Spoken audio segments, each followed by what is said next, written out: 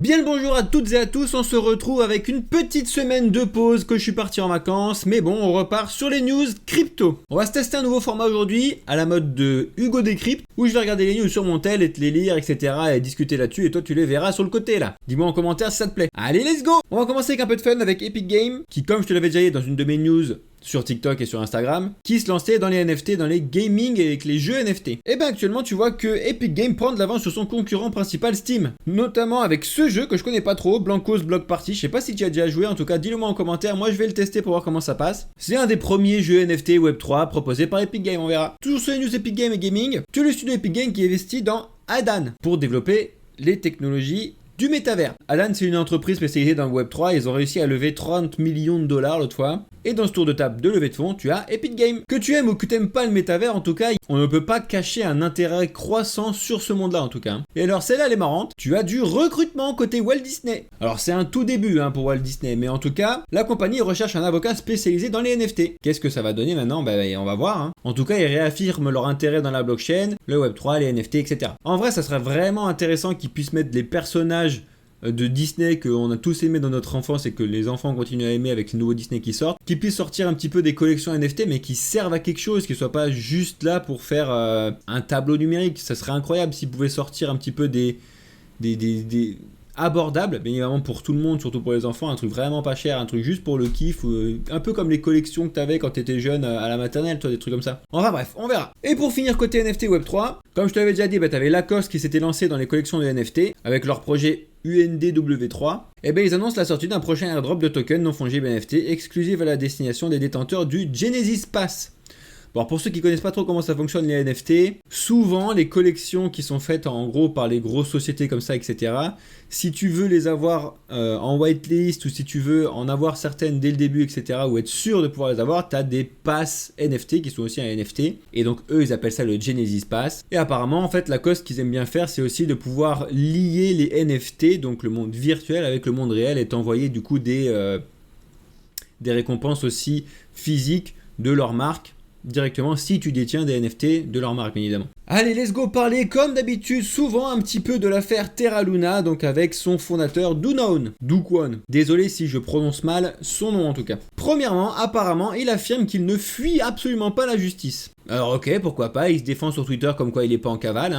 Par contre, apparemment, il serait désormais sur la liste rouge d'Interpol. Il a été ajouté à la liste des notices rouges en faisant de lui du coup un fugitif international. C'est clairement pas la forme pour lui, mais bon, ça on le savait depuis un moment. Et apparemment des études ont été faites et apparemment il aurait transféré plus de 3300 bitcoins vers 2 wallets différents. Du coup, forcément, les autorités coréennes veulent geler les fonds. En tout cas, 3300 bitcoins, ça équivaut à un peu plus de 65 millions de dollars pour l'instant, donc c'est quand même pas rien. Et t'as certains exchanges déjà qui commencent à le blacklister comme KuCoin. Et du coup, forcément, en news qui suit, bien évidemment, Do Kwon et la LFG nient être impliqués dans le récent mouvement des 3300 bitcoins. Forcément, quand c'est un truc comme ça, il va pas dire « Oui, c'est moi, salut !» Je suis blindé encore, regardez. Il va forcément pas faire ça, c'est sûr. Mais bon, ce qui est sûr, c'est que le wallet appartenait à la LFG et donc à l'organisation en charge de Terra. Donc après, affaire à suivre. En tout cas, par contre, Binance décide finalement de participer au burn de Luna Classic. Comme il l'avait annoncé effectivement fin août, début septembre, je sais plus, surtout demandé par la communauté de faire un burn de Luna Classic. Si tu ne le sais pas encore, l'affaire du Luna, elle s'est séparée en deux, bref, avec un fork, etc. Et surtout, en faisant ça, en fait, le Luna Classic, donc l'ancien Luna, quand ils ont essayé de rattraper le couteau qui tombait à ce moment-là, ils ont réinjecté un nombre incalculable et créé un nombre incalculable de Luna à l'époque, qui sont devenus des Luna Classic. Et en fait, on est passé de... Il me semble 7 milliards de capitalisation, 7 milliards de tokens à 7000 milliards de tokens. Bref, suite à beaucoup de demandes de la communauté de Luna Classic qui a demandé à Binance de brûler des tokens Luna Classic, ça y est, Binance a lancé depuis le 27 septembre le burn des Luna Classic. Alors en fait, ils vont être burn selon, et ça va pas être partout, ça va être sur les paires Luna Classic et BUSD et Luna Classic USDT, qui vont être transférés vers une adresse de burn du coup, bien évidemment. Et comme tu peux le voir là, je te le rappelle, c'est 1,2% sur toutes les transactions qui seront faites en Luna classique, donc achat, vente, échange, etc., qui seront brûlées du coup. Alors je te le répète, hein, c'est pas encore demain la veille que Luna classique va revoir les 1$, voire les 1 centime, il y en a encore beaucoup trop des Luna classiques. Mais bon, ça prouve l'engouement de la communauté qui était fan du Luna à l'époque et qui est du coup fan du Luna classique, qu'il y a peut-être encore quelque chose à faire avec ce projet. À suivre. En tout cas, dis-moi en commentaire si tu as acheté du Luna récemment, si tu en as gardé du Luna classique. Hein. Et si tu comptes en racheter à l'avenir, ça m'intéresse. Bon alors, un point s'impose là-dessus. Sur la chute de l'Ethereum et des crypto-monnaies depuis The Merge. Hop, je pose mon téléphone 2 secondes.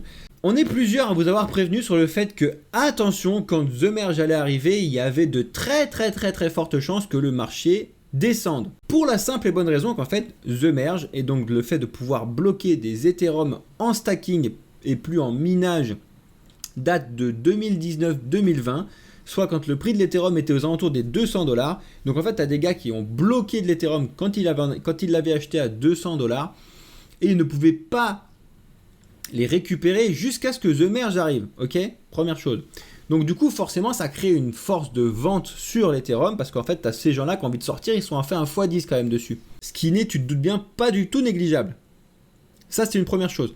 Ensuite, une deuxième chose, c'est que ça, il faut le savoir, c'est que dans les marchés classiques, quand tu as des rumeurs en fait sur ce qui va se passer à propos de The Merge, souvent ça monte. Donc est-ce que ça va bien se passer, pas bien se passer et tout le monde s'en fout, que ça se passe bien ou pas bien, ça monte, parce que c'était rumeur. Et une fois que la news est tombée, que ça se passe bien ou que ça se passe pas bien, encore une fois, même si là The Merge s'est très bien passé pour le coup, et ben ça baisse.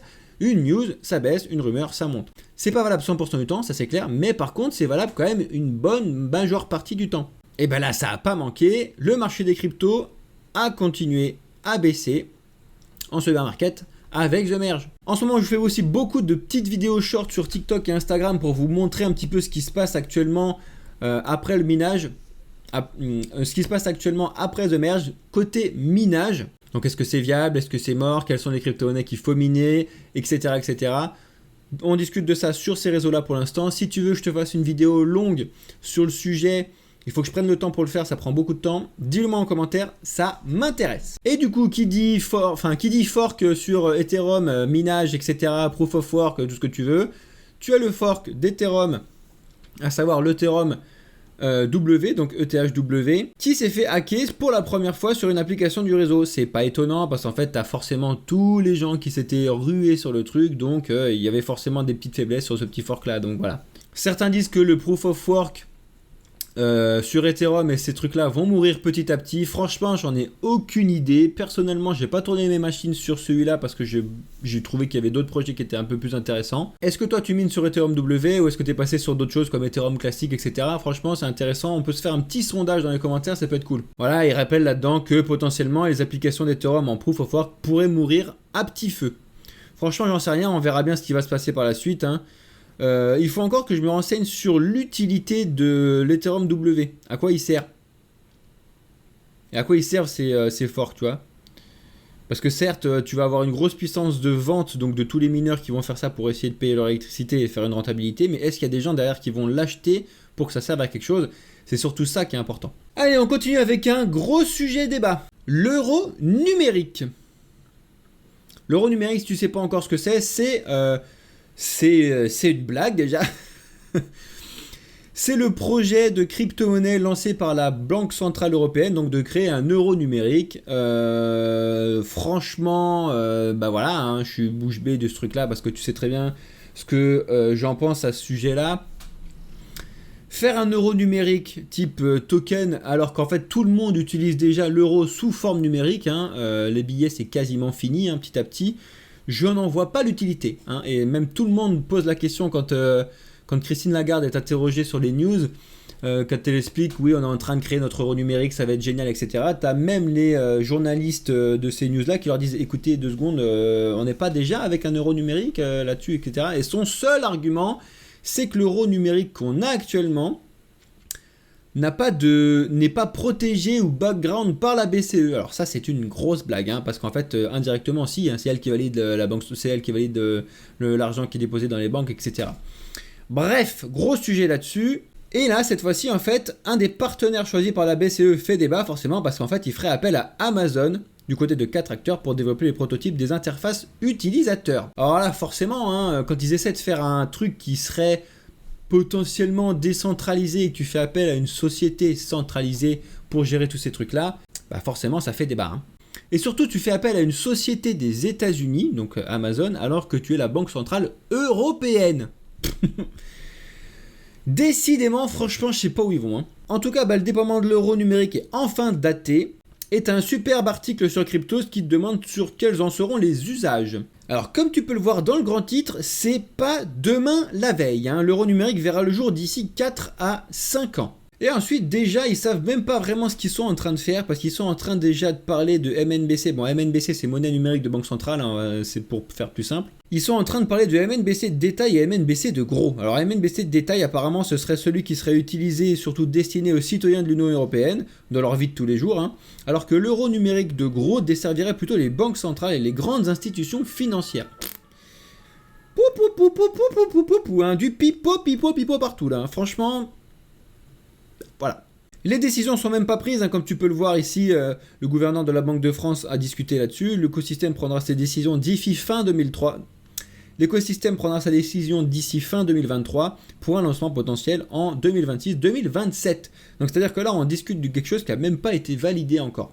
Ensuite, je te laisserai lire les rôles de l'euro numérique de détail, l'euro numérique de gros, etc. qui ont été résumés sur Cryptost. En ce moment, je me renseigne pas mal sur l'histoire de la monnaie et ce qui a fait que l'étalon or était intéressant à l'époque et ce depuis des siècles. Hein. Et justement pour essayer de comprendre pourquoi les banques centrales sont arrivées, est-ce qu'elles servent vraiment à quelque chose, est-ce que le système keynésien est toujours intéressant ou est-ce qu'il faudrait faire le système autrichien, etc. Enfin bref, je me renseigne pas mal là-dessus. Je pense que je vous ferai des vidéos quand j'aurai un petit peu plus de news sur le sujet, sur l'histoire de la monnaie, etc. L'étalon or et justement pour en arriver à un potentiel étalon Bitcoin derrière. En tout cas, tout ce qu'on sait de ce que j'ai vu actuellement, c'est que quand tu raisonnes mondialement parlant, c'est toujours intéressant d'avoir un bien d'échange, en gros, qui soit coté par le marché lui-même et qui ne soit pas manipulé. L'or, en fait, il était coté par le marché lui-même sur le monde entier, en fait. Et ça, c'était intéressant. Alors qu'actuellement, via nos banques centrales, tous les trucs qui sont centralisés sur ces banques centrales, que ce soit l'euro, le dollar, le pesos, etc., etc., chacun, ils ont leur banque centrale. Du coup, chacun, ils ont leur décision d'augmentation ou de baisse des taux. Et du coup, indirectement, c'est eux qui décident s'il y a plus ou moins d'argent. Et en fait, ça crée le bazar que tu connais actuellement, à savoir que l'euro ou la livre sterling sont en train de s'éclater au sol vis-à-vis du dollar. Donc en fait, nous, notre pouvoir d'achat, il baisse vis-à-vis du monde. En fait, si tu vas t'acheter un iPhone, maintenant, si tu cherches l'iPhone 14, il est 5 fois plus cher pour nous que ce que c'était avant, parce qu'en fait, on se fait éclater à cause de l'échange du dollar, etc. Et inversement, avant, pour les Américains, quand l'euro était plus fort. Enfin bref, c'est pour ça qu'en fait, on a abandonné du coup l'étalon or en 1914. Est-ce que c'était une bonne idée ou pas ? L'avenir est en train de nous le dire là, le présent et l'avenir sont en train de nous le dire. Et justement, il y a des idées comme quoi le Bitcoin, avec le fait que son nom soit complètement limité, que personne puisse le diriger et que en fait son cours ce soit le libre marché et surtout soit valable sur le monde entier, que un Bitcoin égale toujours un Bitcoin, ça pose débat en fait. Bref, en restant toujours dans ces sujets un petit peu réglementaires.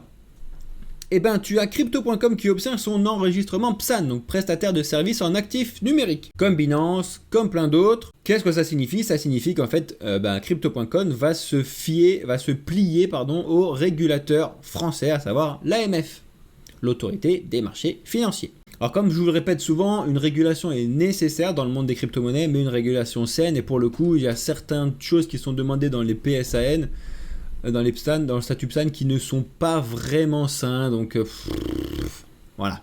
Qu'est-ce que tu en penses ? Dis-moi en commentaire vraiment, je sais qu'il y a beaucoup de choses en commentaire en ce moment, mais en tout cas je les lis tous et je réponds à toutes vos questions. Qu'est-ce que tu penses de Crypto.com, de Binance, etc. qui sont arrivés sur le PSAN ? Est-ce que toi tu es parti de ces plateformes-là pour en rejoindre qui ne le sont toujours pas, type Bybit, etc. Ou au contraire, est-ce que tu dis tiens c'est génial, on va se sentir un peu plus protégé ? Et justement, tu vois bien qu'en fait, le statut PSAN n'est pas forcément donné avis à la société, hein, parce que la première radiation d'un PSAN a été faite à l'AMF, et c'est celui de Bykep. Alors personnellement, je ne connaissais pas trop ce projet, mais du coup, je me renseigne un petit peu dessus. Ils étaient sous le nom de Keplerk, et c'est la première société à subir une radiation avec l'effet immédiat de la liste de PSAN de l'AMF. Apparemment, en fait, à l'ACPR, donc l'autorité de contrôle de prudentiel et des résolutions, qui a exposé de graves manquements à ce qui est donné dans le fait de recevoir son statut PSAN, quoi. Donc voilà, tout ça pour dire que c'est pas acquis à vie quand tu es PSAN.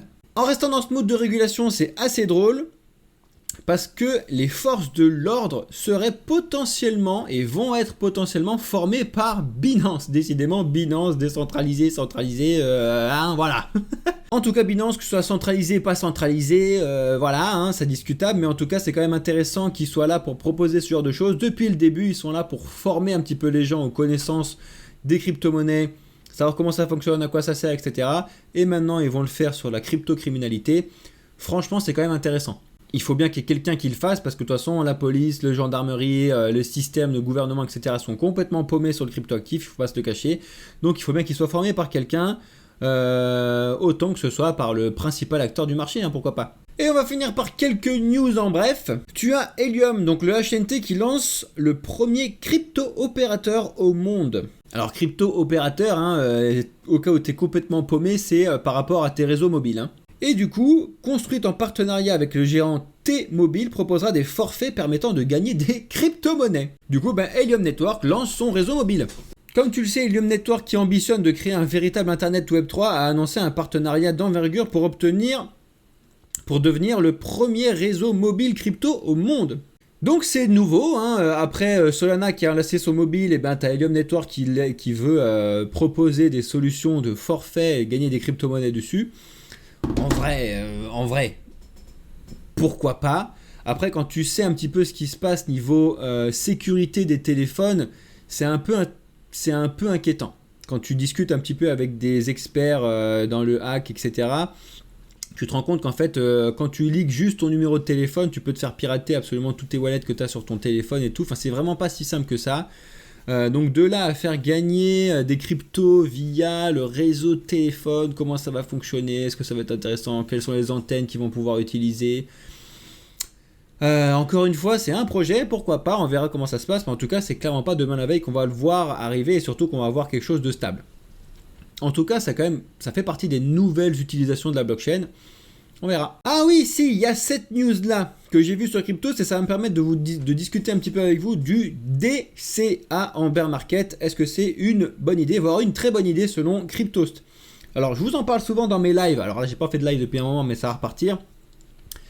Le DCA, qu'on soit en bear market ou en bull market, n'importe quoi, pour les novices, ceux qui découvrent le monde des cryptoactifs, c'est quand même la meilleure chose à faire, entre guillemets. Et qu'est-ce que c'est le DCA? Tu vas me dire, le DCA, c'est Dollar Cost Average. C'est le fait, en fait, d'investir une somme qu'on est capable de perdre. Ça, c'est vraiment très, très, très important. Et ce, de façon régulière. Alors que ce soit tous les jours, toutes les semaines, tous les mois, tous les ans, tout ce que tu veux. Mais c'est le faire régulièrement. En gros, tu alloues une somme que tu es capable de perdre. C'est vraiment important. La somme que tu es capable de perdre, c'est très simple. En général, c'est la somme que tu vas mettre quand tu vas au cinéma, quand tu vas boire des bières au bar, etc. C'est une somme que tu n'es pas capable de perdre parce que tu vas la mettre dans des bars, dans les restaurants, dans les trucs, etc. Donc je ne te dis pas de prendre tout ça, hein, les gars, il faut kiffer, hein, mais prenez-en une petite partie si ça vous intéresse, en tout cas d'investir dans ce monde-là. Et en fait, commencez potentiellement par faire un investissement mensuel. Je sais pas, vous dites tiens, je vais investir 100 balles tous les mois sur le monde des cryptoactifs et vous le faites en DCA. Tu as des offres de DCA qui existent sur Binance par exemple, ou tu peux le faire tout seul. Ce qui peut être intéressant, et encore une fois, c'est pas un conseil d'investissement, il n'y a pas de conseil d'investissement, mais si tu veux minimiser tes risques, ce qui peut être intéressant, c'est que tu mets 70% de ton DCA sur les deux plus grosses crypto-monnaies, à savoir le Bitcoin et l'Ethereum, 20% sur le top 50, allez, on va dire, de CoinMarketCap. Donc là, c'est un petit peu à toi de choisir ce qui t'intéresse. Si tu es plus un petit peu sur le côté gaming, métavers, si tu es plutôt sur la finance décentralisée, si c'est plutôt sur des projets de stacking, etc., etc. Regarde un petit peu ce qui se passe là-dessus. Et n'y mets pas plus de 20% parce que tu sais très bien qu'on n'est pas à l'abri de projets comme le Luna qui s'éclate au sol alors qu'ils étaient dans le top 50 de CoinMarketCap. Bref. Et enfin les 10 derniers pourcents, alors là, amuse-toi avec si tu veux, parce que dans le pire des cas, tu risques 10%, et dans le meilleur des cas, tu risques de faire des belles augmentations là-dessus. Personnellement, ce que je fais, c'est que les 10%, je les utilise beaucoup sur les tout nouveaux projets qui se lancent via les launchpads, les launchpools que tu peux trouver sur Binance, sur Bybit, sur les systèmes de défis donc de finances décentralisées comme PancakeSwap, etc. Donc ça peut vraiment être assez cool de faire ça. Ensuite, j'ai vu cette news passer parce que vous êtes beaucoup à me poser la question sur le trading. Est-ce que tu as des news de trading? Est-ce que tu as des bots de trading intéressants? Est-ce que tu as des formations de trading? Est-ce que tu peux nous expliquer comment on trade, etc., etc.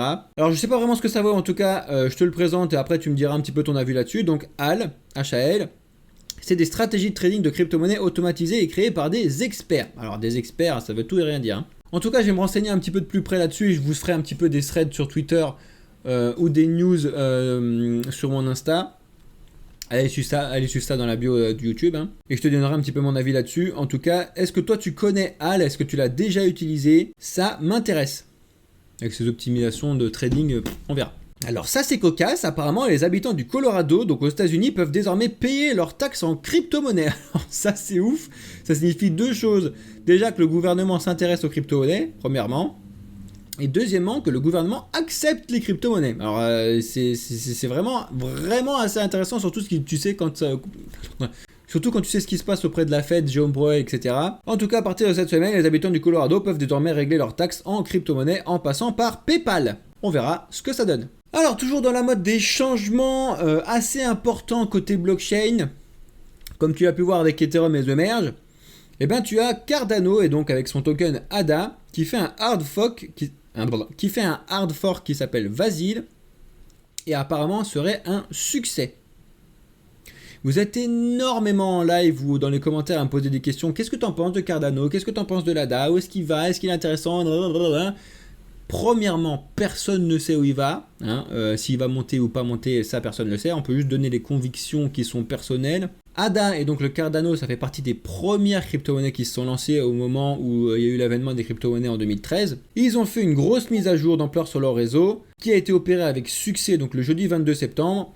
Et du coup, Cardano devrait devenir plus évolutive, moins coûteuse et plus efficace. Alors du coup, sur le papier comme ça, tu as envie de te dire, c'est génial, ils ont fait un truc qui a l'air moins coûteux, plus efficace et ça va être évolutif, donc c'est génial, on va acheter de l'ADA. Mais en fait, comme je vous le dis souvent, ce qui est sur le papier reste sur le papier, ce qui se passe en réel, c'est vraiment ça qui est intéressant. Donc c'est facile de mettre sur le papier quelque chose en disant on va faire ça, c'est plus difficile de le réussir après. Donc là, ce qu'il faut faire, c'est surveiller ADA, comment ça fonctionne, surtout comment ce fork se passe, et surtout, est-ce que ça va vraiment intéresser les utilisateurs? C'est ça qui est important. Et enfin, encore une question que vous me posez beaucoup, c'est quoi le Ripple? C'est bien le Ripple, XRP ça va monter, est-ce que tu t'intéresses à XRP, etc. Eh bien actuellement, les gens, et surtout crypto, se posent la question pourquoi Ripple XRP surperforme le reste du marché crypto. Donc si tu veux aller voir cet article, il est présent sur Cryptost. Tu sais que toutes les crypto-monnaies sont au rouge depuis un moment en bear market et surtout depuis The Merge. Et bien de son côté, le XRP de l'entreprise Ripple affiche quasiment une hausse de son cours de l'ordre de 30%. Alors si tu ne sais pas ce que c'est qu'XRP, c'est rappelé ici, hein, c'est la crypto de l'entreprise Ripple qui œuvre pour une solution de paiement international décentralisée. En gros, c'est une amélioration du SWIFT. En gros, le SWIFT est décentralisé par la CIA aux États-Unis, etc. Bref, l'idée, c'est de faire un paiement international complètement décentralisé, et ce grâce à XRP. Est-ce que ça va fonctionner ou pas? Encore une fois, c'est sur le papier, ça peut être intéressant. C'est quelque chose qui, si ça fonctionne, c'est sûr, ça va aider en tout cas au développement écologique et de l'économie. Parce que forcément, ce procédé-là sera beaucoup moins cher en énergie fossile, etc. que l'est le système SWIFT actuellement. Ça, c'est sûr et certain. Je te mettrai... si tu viens sur mon Twitter, je parle souvent de ça, de Michel Kazaka qui a fait un superbe article qui explique les systèmes de paiement en termes d'émissions de gaz à effet de serre et surtout de consommation. Donc il a comparé Bitcoin avec les systèmes de paiement actuels, Swift, etc. Et c'est super intéressant. Bref, donc on verra si le XRP arrive à faire ce qu'il a dit sur la suite. En tout cas, pour l'instant, le XRP monte alors que les autres crypto-monnaies baissent. Voilà, c'est la fin de ces news crypto de la semaine. Dis-moi en commentaire si ça t'a plu. N'oublie pas de me poser des questions en commentaire. Je réponds absolument à toutes vos questions, à tous vos commentaires. N'hésite pas à mettre un like, à t'abonner, à mettre la cloche comme d'habitude. Je vous le rappelle ici, mais c'est en train d'être teasé sur mon TikTok et mon Instagram. Au premier 100 abonnés de ma chaîne YouTube, je vous sors une vidéo incroyable sur l'histoire de Bitcoin et surtout sur ce que vous ne savez pas de l'histoire de Bitcoin. Allez, ciao!